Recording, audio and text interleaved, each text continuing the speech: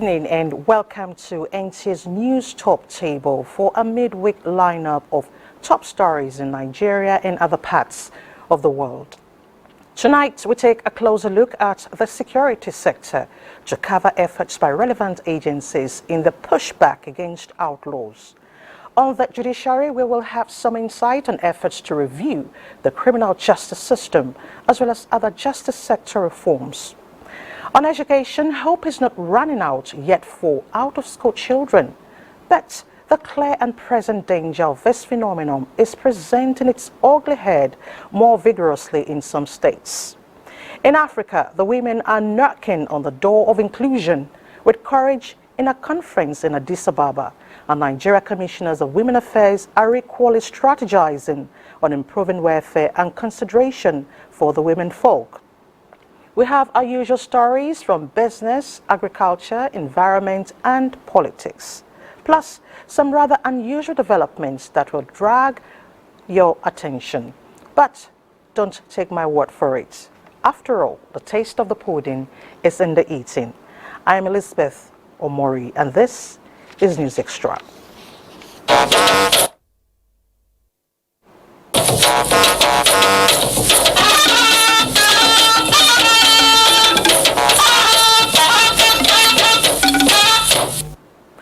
The federal government approves 18 billion naira for the payment of the group life assurance benefits and other entitlements to families of service members who lost their lives in line of duty.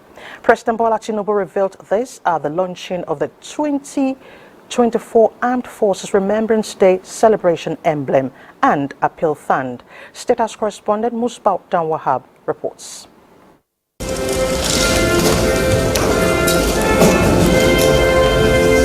Millions have heeded the call, but this event is a curtain raiser towards another celebration of those who have acted on the call to nurture the peace and ensure security and togetherness of a Nigerian nation. Many have paid the supreme price in the process. Thousands more are on course to subdue the unrelenting enemies of state. And this Commander-in-Chief gets the initial opportunity to honor both the living and the fallen heroes. Due to the methodical approach of our ongoing military campaign, normalcy is gradually returning to the worst affected part of our country. With the gallantry and sacrifices exhibited by men and women of our armed forces in the campaign against insurgents, I am confident we shall continue to battle and decisively defeat all the security challenges. As the beneficiary of that sacrifice, we have an obligation to guard that unity jealously and sincerely. The president is also assuring to reward the sacrifices. He promises his administration's commitment while also calling for the support of government agencies at all levels and the private sector to the Nigerian Legion. I wish to assure Nigerians that my administration will continue to reposition and strengthen all Nigerian security agencies. It's a commitment that we must take seriously. Our foremost objective is to provide a conducive environment free from threats and criminalities to enable all who reside within our borders to thrive and live in peace. The ground patron gets its first decoration, and the launching indeed started on a high with donations from the Federal Executive Council, the National Assembly, and the Armed Forces. Our service personnel and veterans deserve the best, and the best they will get, we are sure. Appreciation and respect to those who have passed, but this is equally a morale booster for the serving ones. Commitment that the government should do its bits, the people should do their bits in ensuring that our soldiers, wherever they are, should be rest assured that we will be with them no matter what condition they find themselves. The pledges and contributions that are made in order to help the families of the fallen heroes. So we're very, very gratified. You know, because of the sacrifice, we have a lot of widows, a lot of orphans, without parents, without their breadwinners. This, for us, is significant because it tells us that we have not been forgotten. But those men and women in active service in defense of our nation, it is, of course, a commemoration of the kind of service they offer to keep our nation together. Nigerians too will now have another opportunity to demonstrate their appreciation of the sacrifices made by both the past and the serving men and women of courage, protecting the existence of Nigeria with their donations and, of course, by wearing this till January 15, 2024. From the State House, Musbal Nanwahab, NTA News. Now, without a secured and peaceful environment, community, national development, self-growth and happiness are not attainable. No wonder restructuring Nigeria's security architecture is top on government's must-do list. That is why Chief of Defense Staff General Christopher Musa, while hosting the Defense Minister, promised that the armed forces will ensure democracy thrives and will effectively combat threats to national security. Defense correspondent Ismail Musa reports on the meeting. It's a maiden visit to the Armed Forces Complex by the Ministers of Defense. The expectations are high as the ministers start their engagement at the Defense Headquarters. We can see your determination, dedication, commitment to ensuring that the armed forces properly equipped. He also highlights the requirement to further enhance the military in the face of evolving security challenges. The signing of the new harmonized terms and conditions of service, issues of accommodation for personnel. I think that's one important thing. Robust and modernization equipment of the armed forces of Nigeria that I know we have taken up even with Mr. President. We want to say thank you. You have done fantastically well. The Minister of Defense conveys the goodwill of the President as well as the task before the military. I'm sure for all our requirements, be it equipment, be it accommodation for personnel, and all what you have said, I'm sure the President will do it. At the Nigerian Army Headquarters, the ministers acknowledged the military's effort and success recorded.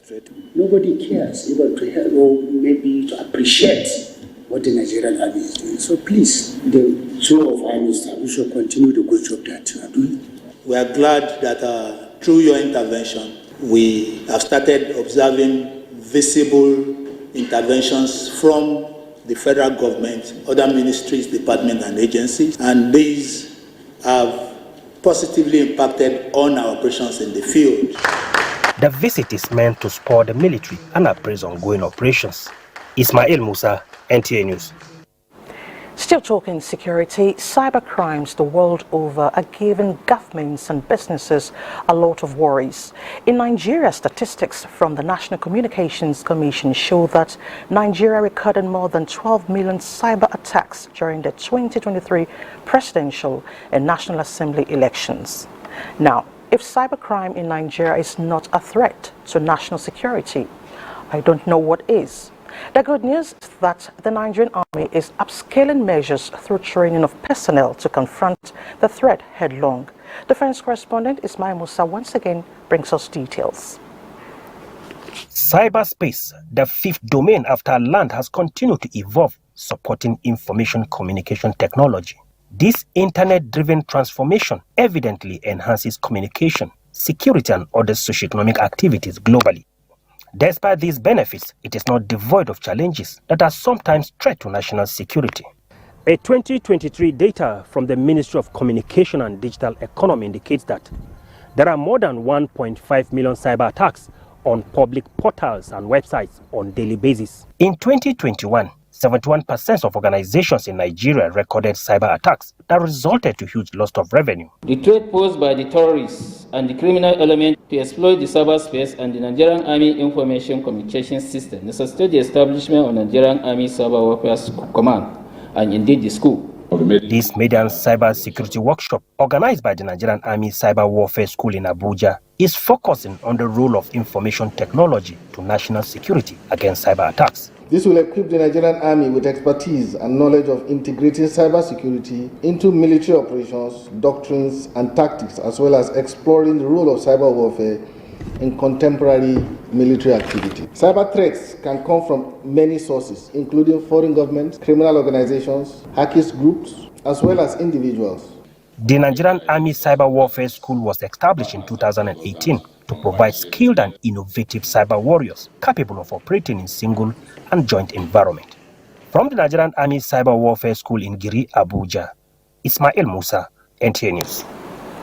Meanwhile, the Nigeria police, in a significant stride against cybercrime and cyber-related offences, dismantled a sophisticated cybercrime syndicate operating a cybercrime recruitment and mentoring hub in Abuja. Francis Form reports that 6 suspects were arrested while other suspects are still at large. Investigation and operation into the activities of the cyber criminals was initiated in response to a series of intelligence reports that indicated a deep involvement of the syndicate in various cyber crimes, including business email compromise, romance scam, and high-yield investment programs fraud. Upon receiving the intelligence, a team of cybercrime forensic experts and investigators were detailed on the case. Painstaking effort was expanded in clinically investigating the case, which led to the arrest of 6 suspects at their hideout at Dantata Estate in the FCT and the recovery of several gadgets and effects used in perpetrating criminal acts. Some really confessed to their various degrees of involvement in cybercrime, including identity theft, hacking and trading of hacked Facebook accounts, romance scam, computer-related forgery, and other computer-related fraud punishable under the Cybercrime Prohibition and Prevention Act 2015. First Public Relations Officer appeals to Nigerians to discourage mentoring of young Nigerians who are going into cybercrimes. It is pertinent to state that the investigation is still ongoing and efforts to apprehend the fleeing members of this criminal network are underway. Meanwhile, the arrested suspects will be charged to court upon the conclusion of the investigation. The Inspector General of Police has directed the Director of Nigerian Police National Cybercrime Center, CP Uche Ifeanyi Henry, to take no break in ensuring the safety of individuals and enterprises online. Also, members of the public are enjoined to report suspicious online activities to the police for necessary action. Francis from NTA News. The 2 major religions in Nigeria lay emphasis on the importance of its adherents to know their neighbors and love them as themselves. This holy injunction became more important due to current security challenges bedeviling the country. The people of Begano, a small community in Niger State, escaped a major disaster by the whiskers for ignoring this injunction. When operatives of DSS and other security personnel invaded the residence of a suspected Boko Haram terrorist, a large number of AK-47 rifles and other arms were reportedly discovered after a gun duel. Nora Ibrahim visited the area to feel the pulse of the people. Begano is a small community in Minna, the Niger State capital, where residents seem to go about their lawful businesses without much ado. According to an eyewitness, pandemonium was let loose at about 12 a.m. on Monday when operatives of the Department of State Security and other security operatives invaded the residence of a member of suspected terrorists who engaged the security operatives in a fast gun battle which lasted for several hours. In an attempt to escape arrest, the suspected terrorist reportedly brought down part of the fence of his building with an explosive device which affected adjoining buildings. Also affected is a house of a 40-year-old Amina Muhammad, widow of a military personnel and an immediate neighbor to the suspect, who says she knows little or nothing about the suspect, as he is scarcely around, and the wife is not also receptive to her neighbors. I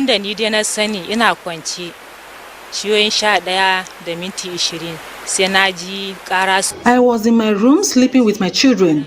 All I heard were gunshots and bomb, and before I could realize, my windows and wall were on the ground. We see that there is bomb, there is gunshot, we see blood here, and the bomb that he planted to escape destroyed neighbors' houses.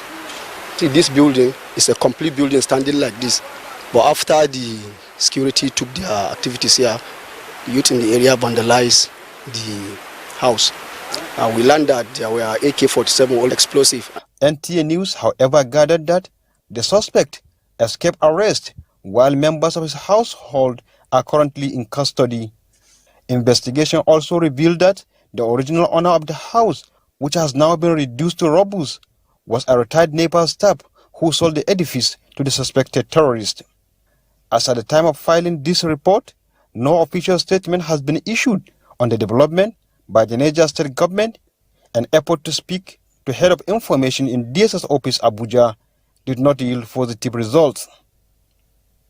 In Mina, Noor Ibrahim, NTA News. And from Mina, we now take you to the United States, where Nigeria is wooing foreign investors in the agri sector, assuring them that the country is ready for agribusiness by exploring innovative strategies to transform the quest for food security. Vice President Kashim Shettima is championing this cause at the Bolang International Dialogue. State House correspondent Abdurrahman Jibrila reports.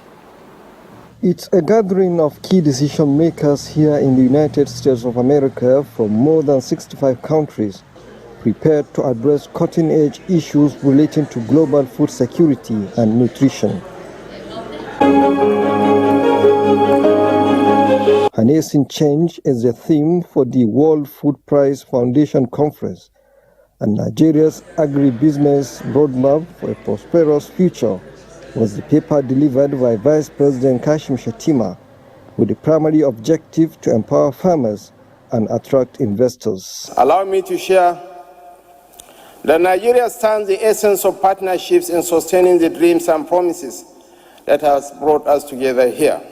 Restating Nigeria's firm belief in the power of partnership, the essence is to sustain the promises to achieve food and nutrition security in Nigeria and beyond, highlighting critical areas the country was assisting its farmers to increase productivity, including essential infrastructure for industries to increase their capacity. With the invaluable support of our partners, we are exploring innovative strategies to transform this quest for food security into a thriving enterprise. Nigeria, under the leadership of His Excellency President Bola Ahmed Tinubu, has long demonstrated that the agri-food sector is a top priority. Our primary objective is to empower our farmers and attract investors. We are increasing primary production to harness the economic potential of agro-processing and industrialization. And another area of intervention the government is working on, the Vice President said, is the establishment of mechanization service centers in all the 774 local government areas to facilitate essential primary production services geared towards reversing Nigeria's over-reliance on importation.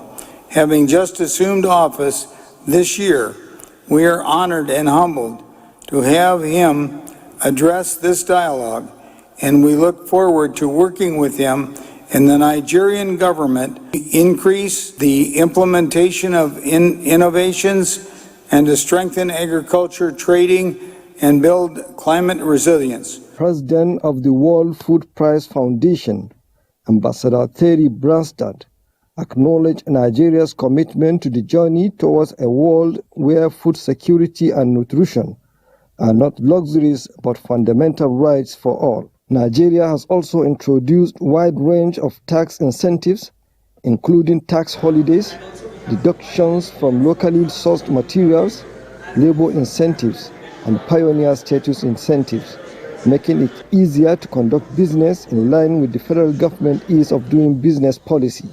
From Des Moines City, Iowa States of United States of America, Abdurrahman Jibrila, NTA News. And back home, President Bola Tinubu has approved the appointment of 2 new chief executive officers in parastatals and agencies under the Federal Ministry of Marine and Blue Economy, in line with the recommendations of the Minister Adegboyega Oyetola. Managing Director, CEO, National Inland Waterways Authority, Munuruddin Bola Oyebamiji, and Executive Secretary, CEO, Nigerian Shippers Council, Akuta Pius Ukeyima. Nuruddin Bola Oyebamiji is a graduate of Banking and Finance and holds a master's degree in Public Administration and Business Administration, an economist with industry experience of more than 25 years, while Akuta Pius is a graduate of law and holds a master's degree in Public International Law from Ahmadu Bello University, Zaria. He recently served as the head of the Central Authority Unit, International Cooperation in Criminal Matters, Office of the Attorney General of the Federation. President Bola Tinubu tasks the new appointees to faithfully implement the policies and programs of the minister in pursuit of the expeditious and efficient attainment of bolstered revenues and investments as part of the renewed Blue Economy strategy. Now, considering powers vested in him by Section 154, subsection 1 of the Constitution of the Federal Republic of Nigeria, 1991 amended, and Section 6 of the Electoral Act 2022, President Bola Tinubu also approved the appointment of 9 new resident electoral commissioners for the Independent National Electoral Commission for a term of 5 years each, subject to the confirmation of the Nigerian Senate. The new resident electoral commissioners are Isa Shaka Ehime Akne from Edo State, Bamidele Agbede, Ekiti State, while Jani Adamu Bello is from Gombe State. Others are Taye Ilyasu Kwara, Bumi Omoshen Demi, Lagos, Alhaji Yaya Bello, Nasarawa, Professor Mohammed Yalwa, Niger, Anubum Onoha, Rivers, and Abubakar Fawad Dambo, Zamfara. President Tinubu expects the new appointees to abide by standards of professional and ethical conduct in the discharge of their duties in accordance with his determination to facilitate the establishment of a new and sustainable standard of transparency, fair and conflict-free electoral conduct in Nigeria. You're watching News Extra on Africa's largest news segment with some judicial matters. As one of the key legal instruments helping in reforming the nation's legal system, lawyers believe that the administration of Criminal Justice Act 2015 has been largely effective during criminal trial process. A conference of key judicial actors is ongoing in Abuja to take a second look at the act to ensure speedy dispensation of justice, in addition to other challenges bedeviling the legal system crying for reforms. Olabode Arewa tells us more. Gathered in this hall are leaders in the justice and law enforcement sectors for a 3-day deliberation on the Administration of Criminal Justice Act of 2015. The purpose of their meeting is to appraise the performance of the ACJA and the domesticated version in use in the states across the country to administer criminal law. The law having been acknowledged as game changer for speedier justice dispensation, current realities demand input of new innovations into the Act. Central among these issues is the need for expedited collaboration and coordination between the respective states of the Federation and the Nigerian Correctional Service for the purpose of ensuring proper structuration and delineation of responsibilities on custodial and other correctional matters. The new information that all 36 states of the Federation have domesticated the law was a cheering news to those present at the meeting. It's a laudable effort. We have seen the value that the Administration of Criminal Justice Act has brought to the entire nation. We share your optimism and uncommon commitment and passion to bequeath to our country a robust system of justice delivery founded on the rule of law. They say that continuous review of these procedures would, in the long run, fashion out an acceptable model of justice delivery for the country. In Abuja, Olabode Arewa, NTA News. And capital punishment has been a global contentious matter in Nigeria. Advocacy for the abolition of capital punishment in Nigeria's legal system is underway in Abuja. Some legal practitioners within and outside Nigeria believe strongly that the justice sector reform will go a long way in strengthening the judiciary in its dispensation of justice. Delia Tumbi reports. Seated in this hall are legal practitioners with passion for the defense of capital offences. These legal practitioners are of the view that, in line with the provision of the Constitution, that an accused is innocent until a court of competent jurisdiction decides otherwise. They are also of the opinion that the justice sector should be reformed to improve the welfare of the pretrial detainees, just as the fate of the people on the death row is of concern to the capital offence defenders. In the next 3 days, the legal practitioners will be examining the role of capital offence defenders in protecting the rights of people facing capital punishments. They appeal to the stakeholders in the justice sector to abolish capital punishment. So we're actually calling upon the government, calling upon all stakeholders to look at the various ways that they can help improve prison conditions generally, and of course conditions for persons on death row. It is noble to fight for somebody who is hated even by the community, because the Constitution, what we believe as lawyers is that the Constitution guarantees him certain right. He has to have his day in court. So these things are what motivates us to fight for people on death row. The legal practitioners stress the need for a multi-pronged approach to address what they termed justice inequalities. In Abuja, Dele Atumbi, NTA News. Away from the judiciary, recent developments in Nigeria's financial system have tasked lawmakers to put on their thinking caps as they join technocrats in coming up with strategies to strengthen laws guiding the operations of the Central Bank of Nigeria for financial stability. To this end, the CBN Act has been amended to align with current reality and best practices. National Assembly correspondent Lami Ali reports on this and other activities during Wednesday's plenary. Legislative activities were kick-started with the reading of two communications from President Tinubu seeking confirmation of Musa Adamu Aliyu as chairman of the Independent Corrupt Practices Commission and two members of the Federal Judicial Service Commission, Saka Bolaji Suleiman and Professor Agaji Ntata. Then came the issue of amendments of some sections of the Act establishing the Central Bank of Nigeria in two separate bills. The first, from the minority leader, seeks to, among others, allow for the separation of office of the head of management of the CBN from that of the governing board, while the second bill, sponsored by Senator Sunday Karimi, seeks transparency and accountability in CBN's operations.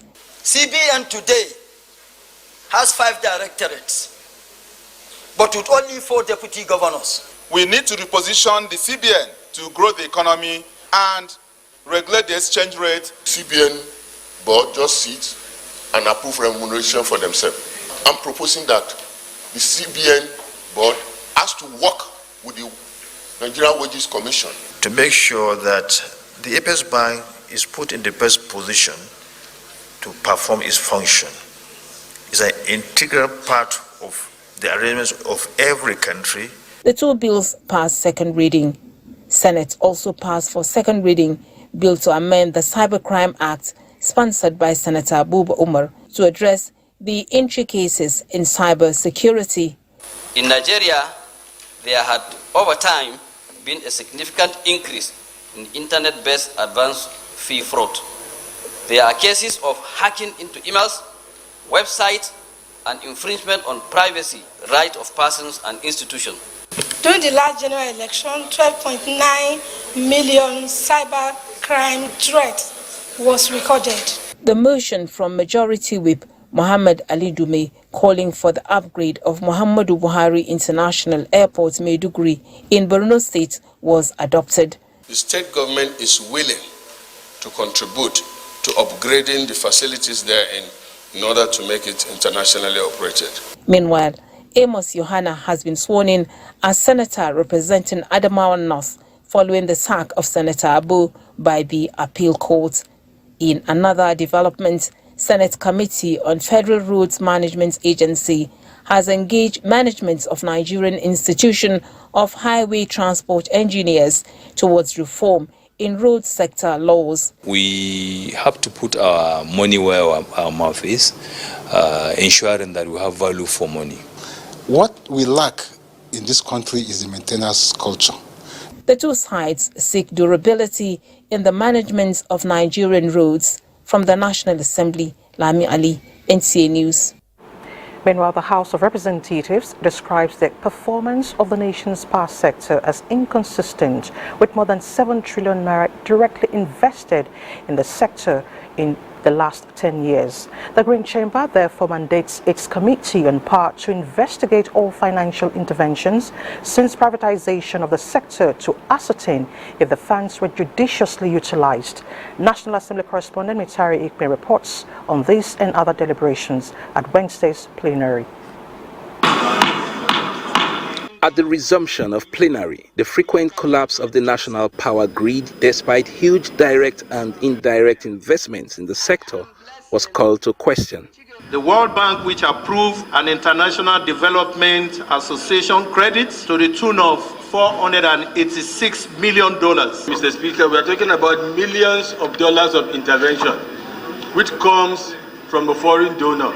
And the Committee of Aids and Loans, which are mandated to oversight such loans, should be involved in this investigation. There were calls for scrutiny and verification of the 2021 oil and gas industry report of the Nigeria Extractive Industries Transparency Initiative. NTA reported that the volume of PMS imported in 2021 under the direct sale, direct purchase arrangement based on NMPCA record was significantly different from the volume of PMS imported into as per NNDPR record. A motion by Representative Anamero Dekeri seeking free registration of students in JAMB, WAEC and NECO 2023 and 2024 examinations was rejected after intense debate. To declare 2023 and 24 WAEC, NECO and JAMB examination registration free. So it has been a tradition, WAEC, NECO, state government will pay, JAMB, state government will purchase card, and of course enroll. So other state government shall please key into the situation and aid the parent for the examination. What about us here? Adopt the school you attended, you went to primary school. Go there and pay. You don't have to go there. Call your constituency office. Let them go there, count how many people want to write JAMB. It's just 5,000. The idea the leader of the house brought borders purely on moral responsibility and moral conviction. I think that it's not too much for a member to pay the primary school fees in one school in the constituency. If we want to say we pay for all these examinations, from which account is it going to come from?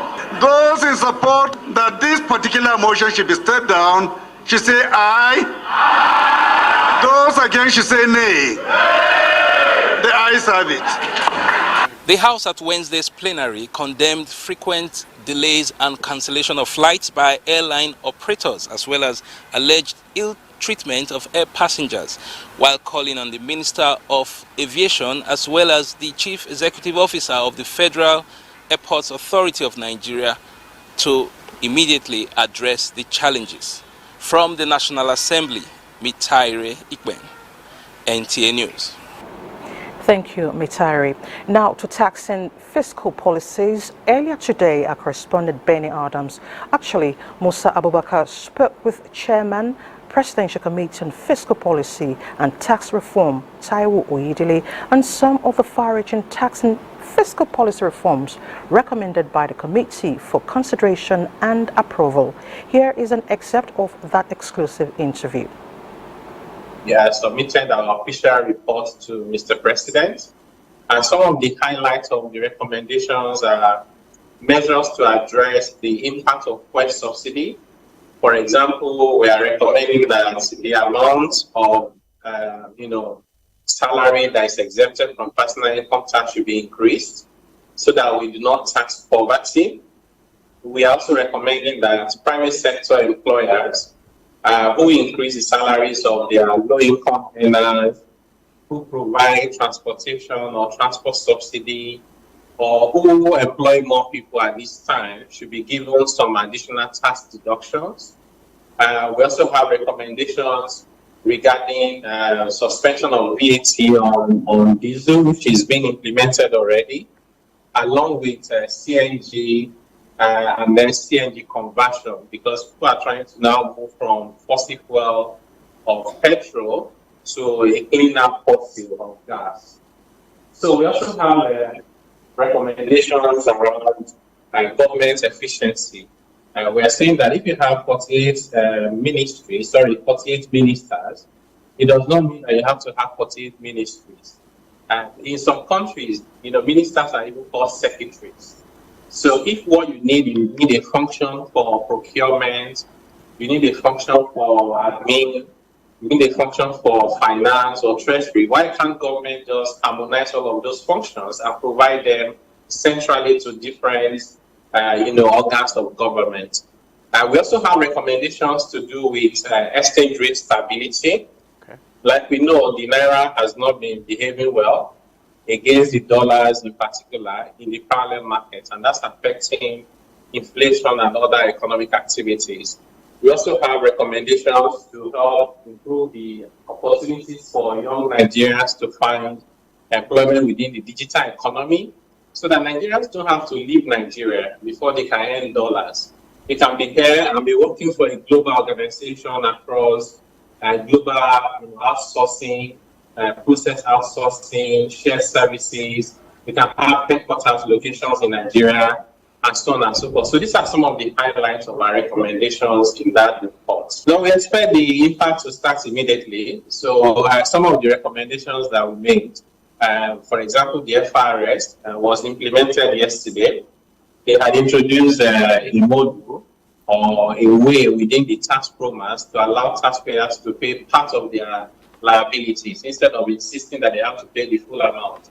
I understand that was implemented yesterday. So you're going to be seeing series of implementation as we go along, but in terms of the impact, Nigerians are excited to see the impact coming through in the next couple of weeks, all the way to end of the year, and of course next year and beyond. And now to health matters, President Bola Tinubu has approved 3 health-centric initiatives, including a sector-wide program centered on improving population health outcomes and the presidential initiative to unlock the healthcare value chain. Coordinating Minister of Health and Social Welfare, Professor Ali Pate, and Vice President of the Global Program at the Buffet Foundation disclosed this after a meeting with the President at the State House. The minister, who emphasized President Tinubu's directive on talk less and act more, said with the Basic Healthcare Provision Fund as its foundation, the program aims to rejuvenate the primary healthcare system.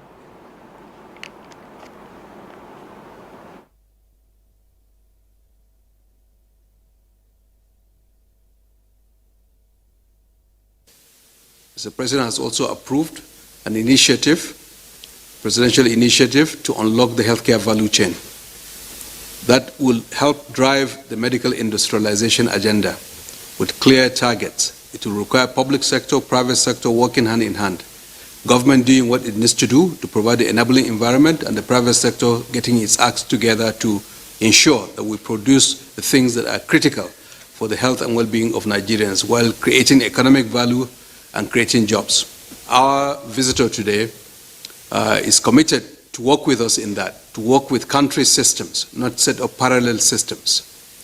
And we're very glad that the Susan Buffett Foundation is willing to partner with the government of Nigeria to advance the health and well-being of all, especially our adolescents, our girls and women.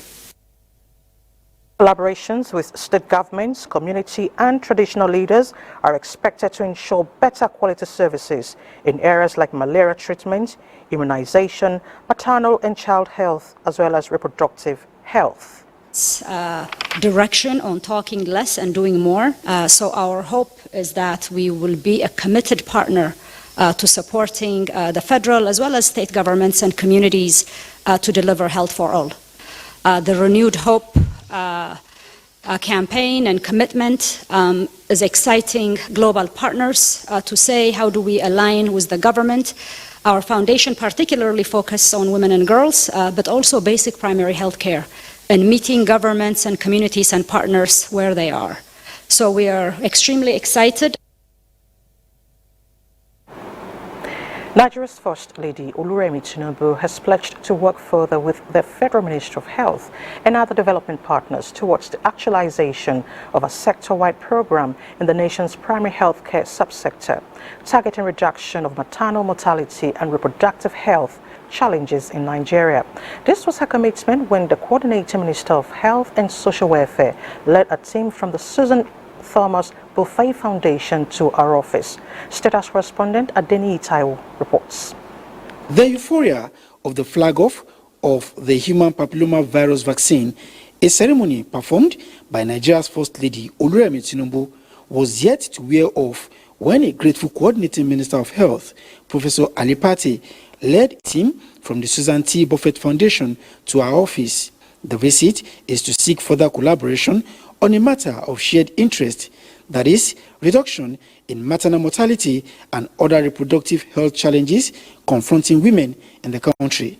Although the subject matter of this visit had found ample expression in several of our engagements at the last United Nations General Assembly 78 in New York, still, this visit provides an opportunity for the First Lady to draw more support for the current administration. Really excited that you are here, and we also are looking forward to the great work you're doing for us. We still need more funding, because we do need that, because we really want to transform this country. We shared with them, Mr. President's directive to have a sector-wide program. After securing a presidential approval for a sector-wide program to tackle the challenge and also work towards unlocking the health sector, the next step, the minister says, is to build an effective coalition leveraging the First Lady's support for broad implementation of the program. And we feel that it's important that we bring them to see you, to also engage with you, share with you their plans, and see how we can amplify this important role that you play in our governance system to advance and uplift the level of health and well-being of our people. Beyond supporting government with direct funding using government system, the Susan T. Buffet Foundation is also keen on advocacy, especially on child spacing to promote family health. So our goal is to not come here and have our own separate strategy, but rather align and support the government strategy, which right now is going to focus on primary healthcare platform. And we're going to contribute to the Primary Healthcare Provision Fund. We'll also support the President Tinubu's special initiative on unlocking the healthcare value chain. The President's directive on unlocking the healthcare value chain targets, among others, manufacturing of certain products in the health sector by mobilizing local investors to produce domestically. In the State House, Adeni Itaiwo, NTA News. Away from health, the First Lady Oluremi Tinubu congratulates former First Lady Dame Patience Jonathan as she celebrates her birthday today. The First Lady, in a message, felicitates with the former First Lady and prays God to grant her good health, joy and long life. Mrs. Tinubu wishes her more peaceful years filled with love, laughter and joy. The time is now for the entertainment industry to use its platforms and contents more effectively and not to divide, misinform or destroy the values of Nigeria and the African continent. This is an appeal from the Minister of Information and National Orientation, Mohammed Idris, at Africast 2023 in Lagos. Saliu Gwanara reports. So what we have here, Africast 2023 Expo has exposed the minister to some emerging technologies with capacity to sustain the ongoing digitization and modernization of Nigerian public broadcasters. They will expect new technologies to come in to play. They should expect to deepen their content, open the horizon for both investors and people who are manufacturers of this broadcast equipment to take advantage of our situation. Nigerians will be better for it as we march towards, like I said earlier, the digital switchover. On how to fast-track this plan, the minister says, training will happen. Of course, this equipment cannot just come and go like that. They have to go in with training. You see that most of the packages that the manufacturers have brought in also have segments, components about training. What this means also is that young men and women will be able to lay their hands on these new technologies, and employment will thereby be created for our teeming young population. He urged the media to collaborate with the government to fight the menace of fake news. The people in the broadcast industry, in the media generally, and in the broadcast sector in particular, wield the great power of informing and uniting the people, entertaining, educating, and uniting the people. On the flip side, if they don't use that power responsibly, they can also misinform and create chaos and destruction. And that is why President Bola Ahmed Tinubu is insisting that if you want to inform correctly for the benefit of society. Media chief executives, including that of the largest television network in Africa, the NTA, Saliu Abdul Hamid Dembos, are determined in this process. In Lagos, Saliu Gwanara, NTA News. Now, delivery of digital broadcasting has become imperative, judging by the trajectory of technology in broadcasting, which underpins the importance of the march to digital switchover. The Director General of the NTA, Abdul Hamid Dembos, was amongst other panelists who used the platform of Africast to accelerate digital switchover in the country. Speaking on accelerating universal delivery of digital broadcast services, the panel of discussants stressed the need for a time frame and to adequately monitor policy reformation on digital broadcasting to address the gaps in government policies and infrastructural framework. They called for synergy between stakeholders as well as carry along key players in the march towards digital switchover. Plugging the gaps means that every stakeholder hands must have to be on deck. We must first of all have to appreciate the fact that we have to come to terms with digitization in this country. Secondly, we also have to understand the need for us to also work as a team in order to achieve what we plan for ourselves. They dwelt on the need for digitization to be encompassing in creating content right from the rural areas to the urban centers, uses of training and retraining of broadcast personnel, content producers to meet with the demands of digital broadcast and technological advancement in broadcasting. My concern is that who trains the trainer? Because the trainer also needs a training. Well, I'm back here at the NTA stand, and right beside the NTA stand is the Nigerian Communications Commission stand, where the DG came earlier to a pleasantry with the corporate head.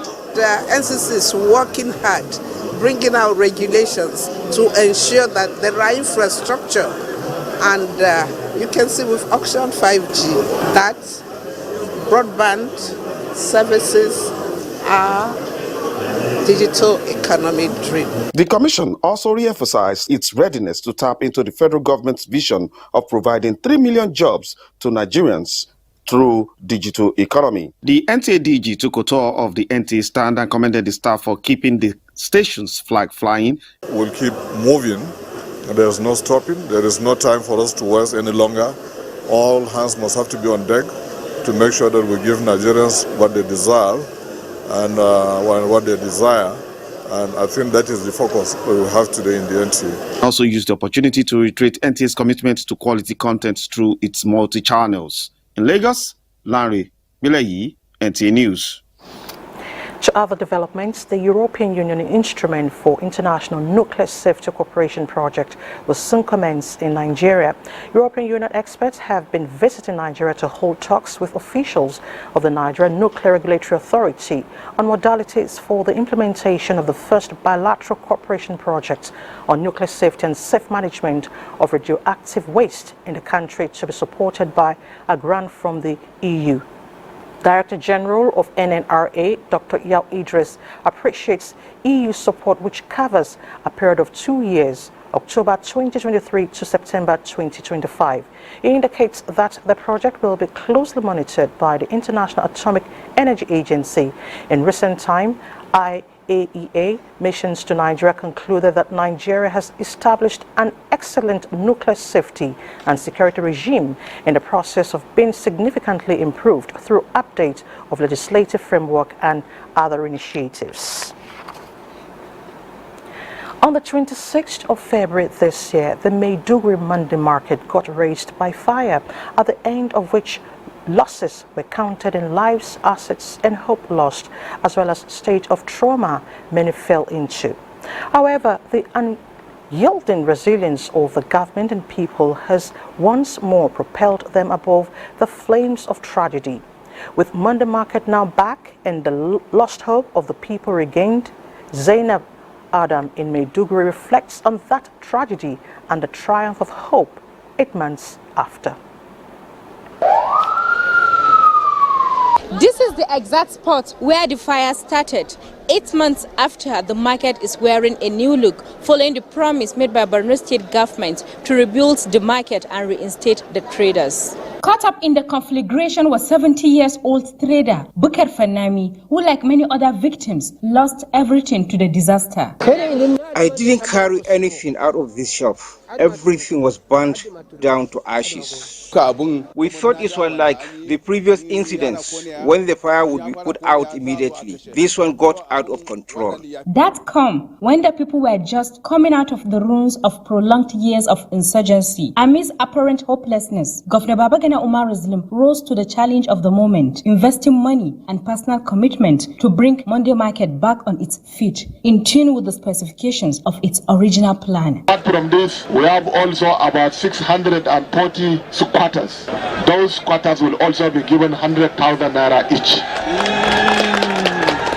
A total of about 800 million naira will be given by Borno State government to those that have not benefited from the allocation of the shops inside the market. We thank governor, we thank everybody, we thank even the deputy that come and open our shop today. Not to congest this place again, and they should avoid any flammable materials. And we'll provide them with a truck, which will have a truck given to them which has been burned, and we'll provide them with a brand new to see how we can maintain the solids waste within the Mandi market appropriately. The state government has also provided emergency mechanisms like fire service office, fire extinguishers with water points at strategic locations and street lights, among other facilities, all in the hope that Bukar Fanami and his fellow traders and customers alike are saved from reoccurrence of such disaster. In Maiduguri, Zainab Adam, NTA. Well, it's good to know that the hope of the people has been rekindled.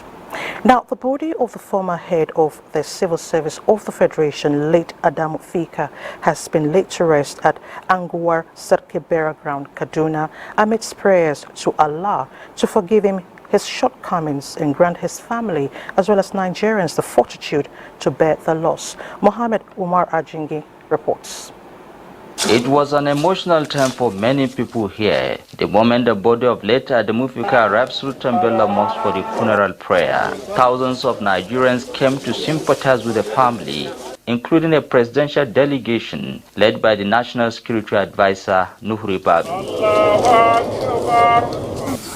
Waziri was a father, one of the last of the titans, the great man that made this country what it is today. Incredible life and contributed immensely. We are proud of him. He was the last one of the few of his generation who served the North and the country. And he would be missed by Northern Nigeria. A lot of things to remember about him. Our prayers, may Allah grant him a Fidawsi. Saying goodbye was painful to many, but they are consoled with the fact that late Adamu Fika has lived a life worthy of emulation to many people in Nigeria and even across the world. Somebody who has guided me to be humble. That's his catchword. Always be humble in life. And I thank Allah for that. It's just like a father to me. And I think it's a great loss, not only to the family, but to the whole country as a whole. Age 90, the late Waziri Fika left behind a wife, 13 children and many grandchildren. In Kaduna, I am Muhammad Marajingi, NTA News. Meanwhile, Nigerians have continued to pay tributes to one of its dedicated elder statesmen who spent all his lifetime in meritorious service to the nation. Mohammed Umar Ajingi has a story on the life and times of the former head of the Civil Service of the Federation, late Adamu Fika, who died at the age of 90.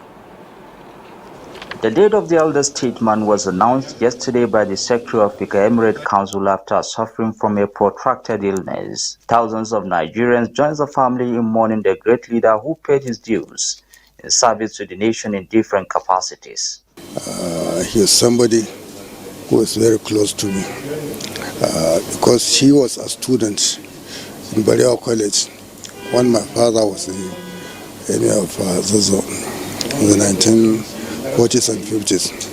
So he considered me as a brother to him.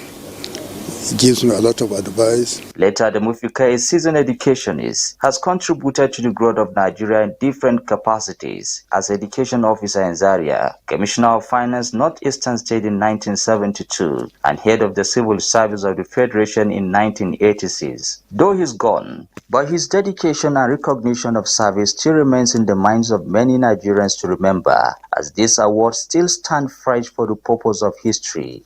Our camera lens captured these greetings in recognition of his hard work sent by the former military of the state, Ibrahim Badamasi Babangida. He didn't beat around the bush. He told the truth as it was. And his great reservoir of facts, of history. His own is even a celebration of life, fulfilled life, excellent man, one of the best of our examples. Proud of all of us. May Allah have mercy on him. Over the years, he was a teacher, a principal. He worked in the interim service. He was a commissioner in Borno, then a PAM set, and then head of service to the Federation. So he was very diligent and passionate about the country, and he gave his best. Later, the Mufika was the first chairman of Salary and Wages Commission, as well as the Federal Character Commission in 1992 and 1995 respectively. As one of the great elder in northern Nigeria before his death, he was the chairman board of trustee of Arewa Consultative Forum. In Kaduna, I am Muhammad Umarajingi, NTA News. In the same vein, President Bola Tinubu expresses grief over the passing of Alhaji Adamu Fika, elder statesman and one-time head of the Civil Service of the Federation, who died at the age of 90. In a statement, President Tinubu, in mourning the Wazirin Fika, recalled salient roles he played in nurturing an enduring institution responsible for the articulation and implementation of public policies at a trying time for the Federal Civil Service. The late Fika's contributions, both as head of service and chairman of different civil service reform panels, were indelible in the accounts of Nigeria's history. Condoling with the government and people of Yobe State, President Tinubu said Alhaji Fika left behind a legacy of accomplishments, integrity, passion for service, and commitment worthy of emulation by public servants and other patriots. He prays Allah to forgive his sins and grant him eternal rest. Similarly, former President Muhammadu Buhari mourns the demise of Dr. Adamu Fika, veteran permanent secretary and former head of service of the Federation. In a condolence message to the deceased relatives, government and people of Yobe State, the former president said he has lost a remarkable friend, advisor and dependable ally. Muhammadu Buhari says Dr. Fika's ascent from humble beginnings to his leadership role in the affairs of the nation, rising to the post of the head of civil service, is a testament to his unparalleled determination and dedication to public service. Former President notes that his legacies in public sphere will continue to shape the nation's economy and political landscape for years to come. Time to take another break. The news continues shortly. Sometimes before I step on stage, my mind gets clouded. But that's when I know it's time to... Glad to know you're still there. Now let's shift attention to women affairs. It's time to evolve new strategies that will have direct impact on Nigerian women, especially at the grassroots, for a more viable and inclusive economy where no one is left out. This is the take-home from a one-day strategic meeting in Abuja between the Minister of Women Affairs and all the 36 state commissioners of women affairs. Momso Damian Dati reports. How can our collective efforts contribute to the strategic goals of government, especially the attainment of SDG Goal Area 5, which is basically gender equality? Gender equality means that women and men have equal opportunities, rights and responsibilities in all spheres of life. Apart from Minister of Women Affairs and 36 state commissioners of women, key players and international donor partners are also present in this brainstorming session to discuss matters peculiar to the female gender. We have out-of-school children, we have early marriage, we have female genital mutilation, we have maternal mortality. All these things are within one problem, one solution, not to call meetings to talk peace. Which peace will you solve in Africa? By talking. Why are we leaving the grassroots problem and move up to where those grassroots people cannot access and do not need? And our problems are compounding by the day. And that is one of the reasons I called my commissioners. We have to change the way we work. If we change the way we work, give me 6 months in the new method and you will give thanks to God. It's time to move beyond mere talk and workshops to action, the minister concluded. Momso Damian Dati, NTA News. Now, the third local content roundtable in Abuja is calling for intentional action by African countries in local content development in the oil and gas sector. With delegations from 26 African countries represented at the roundtable, the advocacy is geared towards improving indigenous participation and value effectiveness from hydrocarbons and mineral resources. Bossade Abel reports. This summit is a call to action. It acknowledges the imperatives for fostering local content in Africa and how African countries must deploy robust platforms and utilize opportunities to change the narrative. Deliberations here identified inhibitions such as lack of access to affordable finance, amongst other issues affecting emerging players in the oil and gas sector. Despite the billions that our countries have made from oil and gas, we are still dependent on foreign investment to do oil and gas projects in Africa. The importance of funding to local content development cannot be overemphasized, especially as local content is best implemented on the back of major oil and gas projects which requires funding. All member countries need to ensure a future where Africa is also driving the technological advancement and innovation that addresses our peculiar challenges. Nigeria's Minister of State, Petroleum Resources Oil, Senator Heineken Lopobiri, is campaigning the cause for Africa's most populous nation, emphasizing the infusion of local content as core elements of the renewed hope agenda of President Bola Ahmed Tinubu to reposition the Nigerian economy. And we believe that our responsibility as African oil-producing countries is to exploit the oil and gas resources for the benefit of our citizens, business community, and governments of our respective countries. Stakeholders here largely believe encouraging local manufacturing in the oil industry, development of human and material capacities, and job creation are major ways for meeting key aspirations of sustainable development of the economies of African nations. In Abuja, Bossede Abel, NTA News. It's time to talk business, and you know money matters in all we do. So let's join our busy businessman, Benny Adams, for some business reports. Benny? Thank you, Elizabeth. And still talking about the economy, Special Advisor to the President on Presidential Enabling Business Environment Council, PEBEC, Dr. Jumoke Uduole, says as the days go by, obstacles inhibiting the growth of small businesses in Nigeria are being removed, making the pathways to economic growth more clearer. groundwork is already in place for a 3-year intervention, $750 million, to work on business climate reforms across every state of the country. What that means is that land reform, access to fiber optics processes, regulatory interventions, judicial processes, small claims courts, these are the issues that businesses have been clamoring about for years, payment of taxes. And so with this intervention, there's a holistic pathway to delivering those reforms, trackable and empirically for Nigerian businesses. Take a look at transactions in the global market. Stocks wobbled this Wednesday after the latest round of earnings prompted concern among investors over economic outlook. Let's take a look.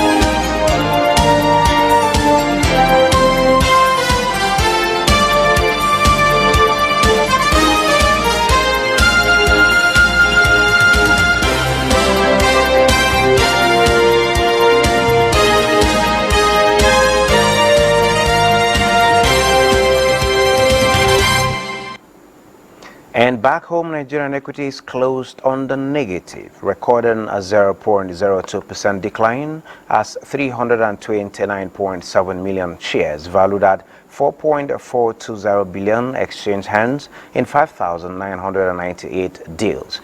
The market capitalization is 36.9 trillion naira.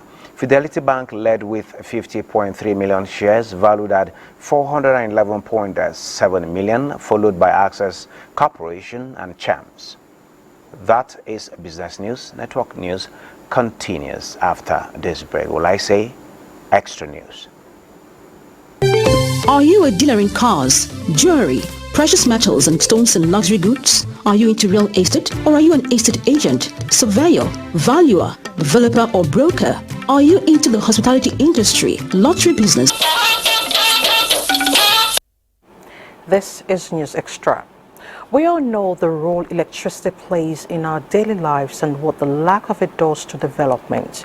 It was therefore not surprising that the Electricity Act 2023 was quickly signed into law by President Tinubu in June this year. Now, the Nigeria Governors Forum, UK government and donor agencies are currently strategizing on how to navigate provisions of the Act so that states can generate, transmit and distribute electricity. The Nigeria Governors Forum at a roundtable committed to the actualization of the objectives of the Act. To address electricity deficit in the country, state governments are set to leverage opportunities of the Electricity Act 2023, and this roundtable seeks to provide frameworks for states to explore benefits. The NGF, UK NIAF, and the UK International Development are strategizing to design pathways for state governments to accelerate energy access to citizens as envisaged in the new Act. Our task, therefore, is to facilitate the simplifying of this very complex and highly technical endeavor in a way that both the government and the governed will fully appreciate what is happening, how it should happen, and the benefits of it all. UK NIAF's role is in providing technical advice where we feel that there is political will, a strong plan. This move, the British Deputy High Commissioner to Nigeria says, is a commitment by Nigeria at COP26 to effectively drive the future of her power sector. Nigeria's prosperity depends on getting the power sector right. Metering DISCO's contributions, lack of modern transmission lines and equipment, as well as legal implications, were part of issues raised for consideration. The two-day roundtable is expected to draw up recommendations to drive the ambition for sustainable energy access by all the 36 states of the Federation. This initiative should be embraced by all the states, considering its importance to all-round development. The National Orientation Agency is resetting priorities in line with President Bola Tinubu's desire to recreate a new Nigeria where citizens have absolute trust in government. Kenneth Nanim reports that the new Director General of the agency, Lanre Onilu, stated this as he assumes duty. The appointment of Lanre Onilu as the new Director General of NOA ended the second tenure of Dr. Garba Abari as the headsman of the agency. Dr. Abari is certain that the new DG will enjoy the cooperation of the management and staff of the agency as they are calling him, having worked with them for 7 years and 5 months. The responsibility that lies with this agency is humongous. But what gladdens my heart is the fact that we have a new government in place that is committed to addressing our national challenges. I am sure you will find in this gentleman someone who will come and do much better than I have done here. Expressing determination to consolidate on successes already achieved, the new Director General unveiled plans to realign public reorientation strategy to reflect the vision of the present administration. Our job will not just be mobilizing Nigerians, convincing them, persuading them to love the country. Our job also includes the leaders, for them to do things that will make people to naturally feel connected, emotionally connected to the country. Reorientation of citizens to understand their position using a top-to-bottom approach to mutually connect to the ideals of nation building is one of the various initiatives Mr. Onilu is bringing to the table. Kenneth Nanim, NTA News. Time to... And next is Sports Update. The Super Falcons of Nigeria and Ethiopia senior girls put up a hard-fought battle in Addis Ababa on Wednesday afternoon, with the game ending 1-1 to set up an interesting return leg in Abuja on Tuesday next week. Sports journalists in Abuja say, with the pedigree and wealth of experience on the side of the Falcons, a draw was not good enough. Not so bad a performance by the Super Falcons, but I know they can do better. And when you put into consideration, a lot of players pulled out, trying to find the right chemistry for the team to gel together, kind of affected their team's play. But I think we also missed a host of chances that could have helped us to have sailed an impressive way. The girls team just need to come back to Nigeria, and the fact that they still have a couple of days to click together. Well, it's extra today. Thank you so much for watching. I'm Elizabeth Omori. Do have an awesome night rest.